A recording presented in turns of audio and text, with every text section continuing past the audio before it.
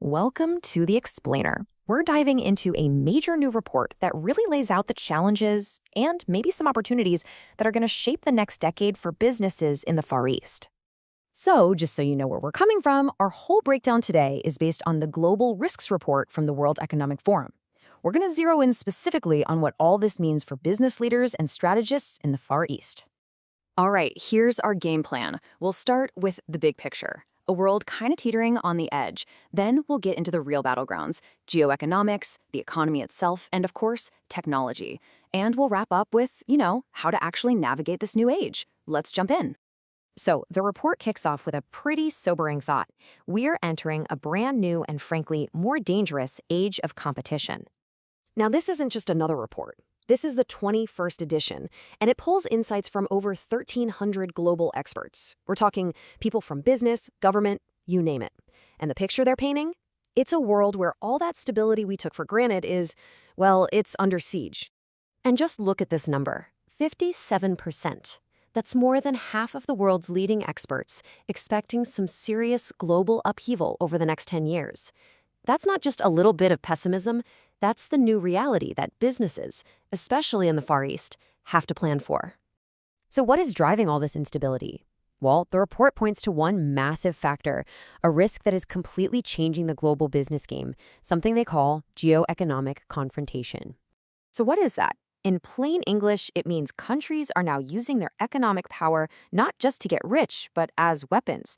It's a fundamental shift away from the collaboration we've seen for decades to just open confrontation.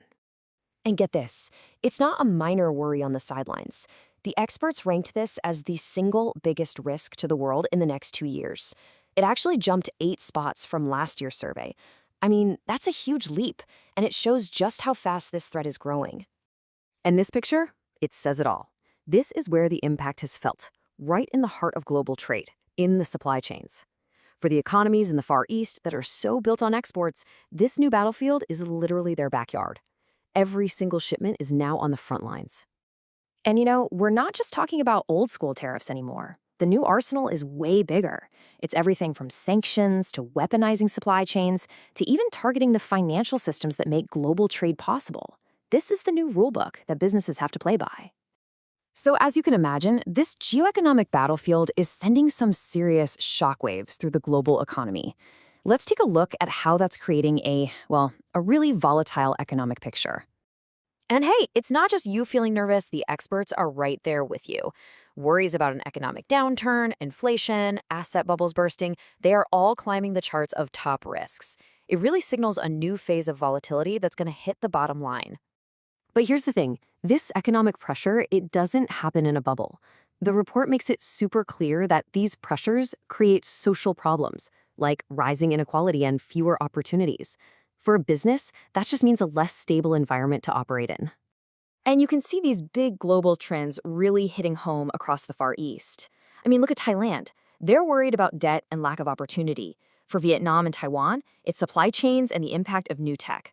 These aren't abstract, faraway risks anymore. They are the day-to-day headaches for businesses right there. Okay, so on top of all the economic mess, there's another huge force reshaping everything. One that holds incredible promise, but also some unprecedented dangers. And that, of course, is technology. So AI is the classic double-edged sword, right? On one side, you've got massive productivity gains, incredible innovation. But on the other, the report warns about creating a white-collar rust belt. Just think about that. Entire professions getting wiped out by AI, which could make inequality and social divisions even worse. And listen, this is not some science fiction problem for the future. For business leaders in Southeastern Asia right now, the negative side of AI is so real that they rank it as one of the top 4 biggest threats to their entire countries. And it's not just AI. There's another huge technology creating new battle lines, and that's quantum computing. The report puts out this idea of a quantum divide. I mean, can you imagine a world with 2 totally separate, incompatible tech worlds? It would force businesses in the Far East to pick a side, to try and operate in 2 different realities. The costs for R&D and just simple compliance would be staggering.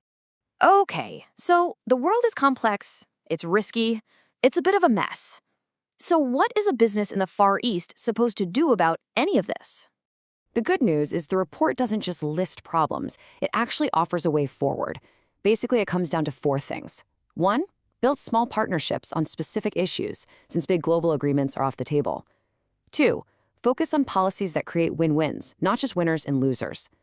3, protect businesses so they can keep talking to everyone, no matter the politics. And 4, get everyone talking to boost transparency. It's really all about building resilience when the world feels so uncertain. So here's the bottom line. For any business operating in or with the Far East, the game has totally changed. Things like adaptability and strategic foresight, they're not just corporate buzzwords anymore. They are quite literally what you need to survive and hopefully grow in this new competitive world. And that leaves us with one last really big question to chew on as you plan for what's next. In this new age of global competition, what is the new price of prosperity? Thanks for joining this explainer.